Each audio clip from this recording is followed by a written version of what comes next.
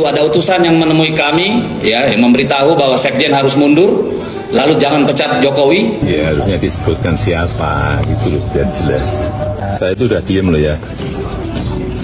Difitnah saya diem, dicela saya diem, dijelekan saya diem, dimaki-maki saya diem. Saya ngalah terus loh, tapi ada batasnya. Dan dari situlah saya semakin meyakini bahwa ini adalah kriminalisasi hukum. Semua adalah satu upaya, satu kegiatan, rangkaian kegiatan yang memang disiapkan oleh Presiden Joko Widodo ketika itu agar supaya dia terlindungi dari masalah-masalah hukum.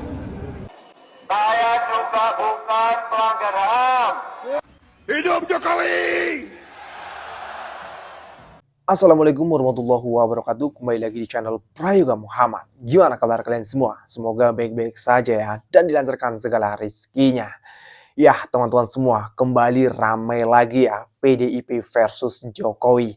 Yang dimana kemarin itu belum lama ya, Bung Deddy Sitorus menyinggung soal pemecatan dari Pak Jokowi. Yang dimana ada seseorang yang datang untuk mengatakan jangan sampai Pak Jokowi dipecat dan lain sebagainya. Nah, hal itu pun disampaikan kepada Pak Jokowi melalui wartawan ya, yang dimana di situ akhirnya Pak Jokowi mengatakan dengan keras, selama ini saya sudah diam, tapi ada batasnya. Wow, ngeri sekali ya. Nah, sekarang apakah PDIP berani kepada Pak Jokowi? Wih, keren nih.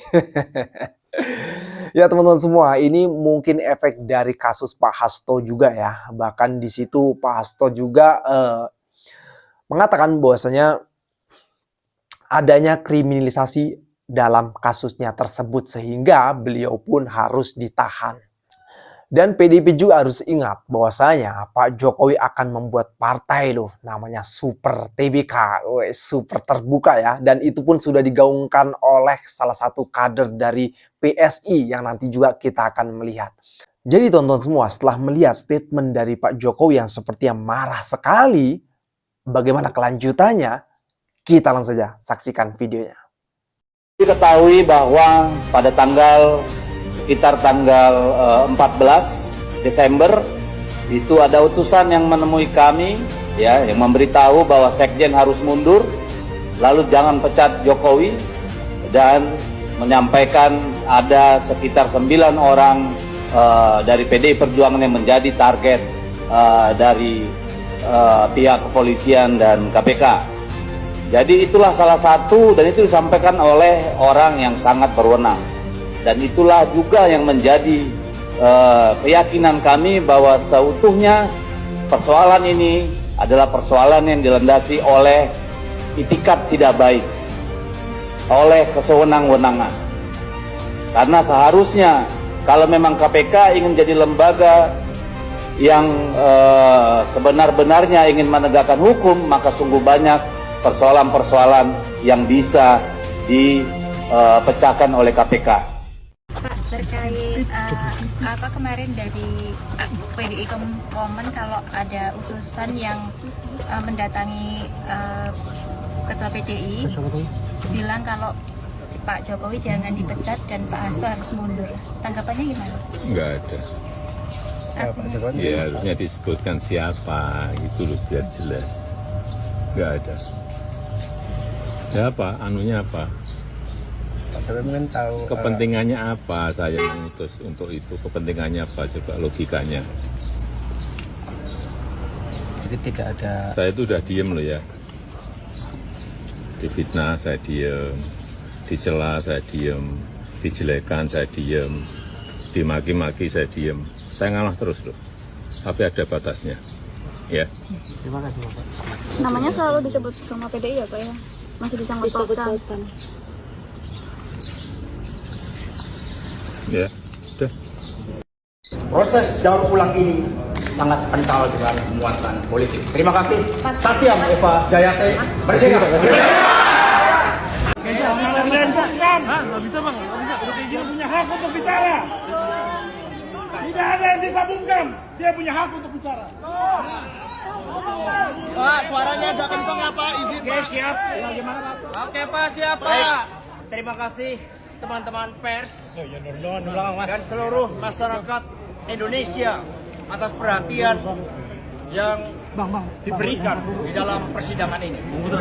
Saya telah mendengarkan dengan seksama, dengan cermat seluruh surat dakwaan yang tadi dibacakan oleh penuntut umum, dan dari situlah saya semakin meyakini bahwa ini adalah kriminalisasi hukum. Bahwa ini adalah pengungkapan suatu pokok perkara yang sudah inkrah, yang didaur ulang karena kepentingan politik di luarnya. Karena itulah saya mengikuti seluruh proses hukum ini dengan sebaik-baiknya. Karena kami percaya bahwa keadilan akan ditegakkan.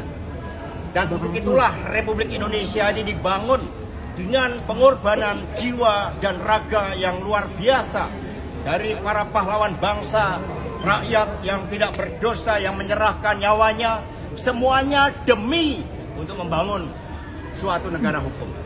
Tanpa adanya supremasi hukum, tanpa adanya suatu keadilan, dan ketika suatu proses hukum yang sudah inkrah bisa didaur ulang kembali, maka kita, Republik ini tidak akan berdiri kokoh. Jangankan untuk membangun, menghadirkan investor, ketika tidak ada supremasi hukum, semuanya akan menjadi sia-sia. Ini semua adalah satu upaya, satu kegiatan, rangkaian kegiatan yang memang disiapkan oleh Presiden Joko Widodo ketika itu agar supaya dia terlindungi dari masalah-masalah hukum.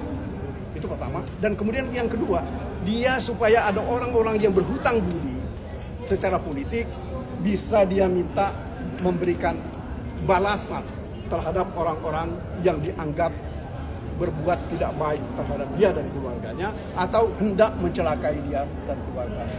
Ini sekedar tambahan dari saya supaya kita di dalam melihat persoalan ini bukan hanya melihat persoalan hukum teknis ya, tetapi harus kita lihat latar belakangnya. Ini bukan sesuatu yang sederhana ya. Karena bagaimanapun juga kita bisa lihat sekarang, kita bisa buktikan di dalam begitu banyak catatan dan tulisan bahwa Joko Widodo sedang membangun dinasti. Nah, nampaknya ketika dinasti yang sedang dibangun ini tidak boleh diganggu, maka para pengganggu itu harus diperkarakan. Salah satu pengganggu itu adalah Hasto Kristianto, orang yang sangat vokal. Saya juga bukan pelanggar HAM. Hidup Jokowi! Ya, kalau menurut gue pribadi ini sangat disayangkan juga ya dari PDIP nggak mengatakan langsung siapa orangnya. Yang dimana akhirnya Pak Jokowi kan bertanya tuh, siapa orangnya? Siapa? Ayo dong, PDIP juga harus belak-belakan. Jangan hanya mengatakan ini itu, tapi buktikan secara gamblang biar jelas gitu loh, masyarakat juga tahu gitu. Nah, mengenai Partai Sumber TBK ini dibahas juga nih ya di acara televisi. Ini kita harus melihat juga ini karena lucu dan seru juga. Langsung aja kita lihat videonya. Tokoh bangsa, beliau tahu bagaimana cara memperbaiki bangsa ini supaya bisa lebih baik. Dengan cara apa? Jadi 10 partai nggak bisa memperbaiki bangsa ini? Ya kita lihat saja realita bagaimana hari ini begitu loh. Makanya dengan adanya partai super terbuka ini akan memberikan pendidikan politik yang baik bagi masyarakat. Ya kan? Akan memberikan pendidikan politik yang baik bagi masyarakat sehingga ke depan masyarakat tidak perlu lagi diiming-imingi oleh calon pejabat. Termasuk PSI loh. PSI kan sudah partai politik di negeri ini saat ini. Nah makanya kami mau berbenah, kami mau berubah sekarang. Dengan PSI perseorangan, kan ada gitu tuh. PSI hari ini ingin bertransformasi. Bulan Mei nanti, siapapun yang ingin mau maju menjadi penantang Mas Kaisang Pangarep, kita buka. Kita buka. Siapa yang mau menjadi penantang beliau, kita buka.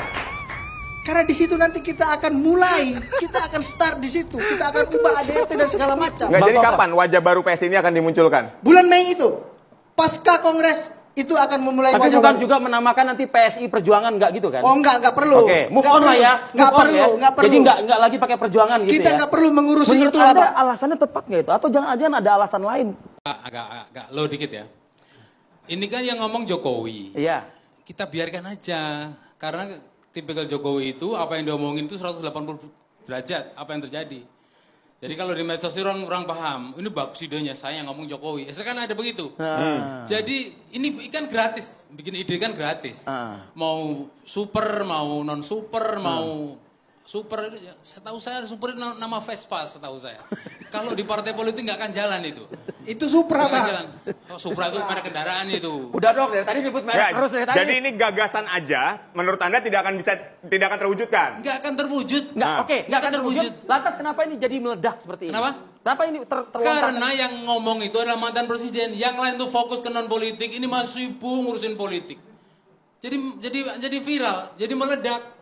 Sementara yang lain mantan presiden itu enak-enak dengan anak cucu, ini masih ngurusin anaknya, ngurus partai politik, mau bikin baru dan seterusnya. Itu kan Meledak, menandakan seperti Pak nggak punya Jokowi itu pekerjaan. masih dibutuhkan, Bang Mustafa. Ini ada gagasan besar Itu kok dibilang akan menandakan Pak terwujud. Coba Jokowi Bang, itu silakan masih Bang. dibutuhkan. Loh, masih dibutuhkan kok idenya dia? Masih dibutuhkan. Kalau Bang. masih dibutuhkan idenya dari rakyat. Pemimpin. Nah, kira-kira nih lo ya, kira-kira kalau nanti partainya Pak Jokowi Super TBK itu sudah launching, apakah kalian kira-kira mau bergabung? Atau ada yang bergabung? Atau gimana? Karena Pak Anies kan udah membuat sebuah ormas nih ya, yang nantinya mungkin bertransformasi menjadi partai. Dan antusias dari rakyat banyak banget nih. Tentunya yang sono nggak mau kalah juga kan, mau buat tuh Super TBK. Ngeri. Kalau kata Bung Adi Prayitno ini ngeri sedap. Ayo, kalau misalnya kalian mau bergabung, cepat bergabung sekarang. Kalau gue sih ogah. Ya itu tadi, takutnya nanti sen kanan belok kiri kan repot. Oke teman-teman semua, sekian dari gue Prayga Muhammad. Wassalamualaikum warahmatullahi wabarakatuh.